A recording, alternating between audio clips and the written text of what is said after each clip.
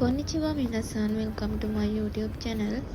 අද මම yen 1000කින් තමයි බඩු ගන්න යන්නේ. මං ඇවිල්ලා ඉන්නේ සීය කඩේකට ජපානයේ. yen 1000න් මම මොනවද ගන්න කියලා බලමු.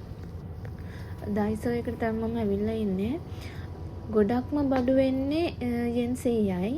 yen 100ක් කියන්නේ රුපියල් 200ක්. මම මුද්දරම් පළම් ගත්තා. නට් පැකට් එකක් ගත්තා. හැම එකක්ම වෙන්නේ yen 100යි. සීනි පැකට් එකක් ගත්තා. සීනි ග්‍රෑම් 220ක්. පනාවක් ගත්තා. මාක්ස් එකක් ගත්තා.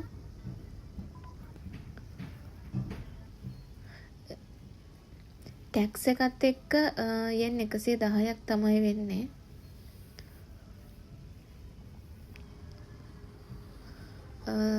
පොඩි සල්ලි දාන්න පොඩි කැටයක් ගත්තා.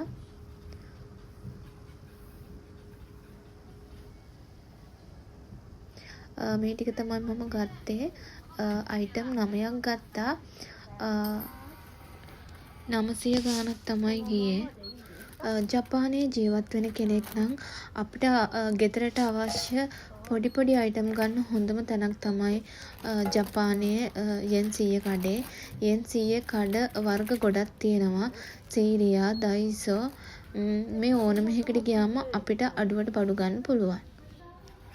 මම අද පොඩි වීඩියෝ එකක් තමයි ඔයාලට අරන් ආවේ. වීඩියෝ එක බලලා ඔයාලට හිතෙන දේ කමෙන්ට් එකකින් ඉදිරිපත් කරන්න. ඊළඟ වීඩියෝ එකේදී හමුවෙමු. සයෝනාරා.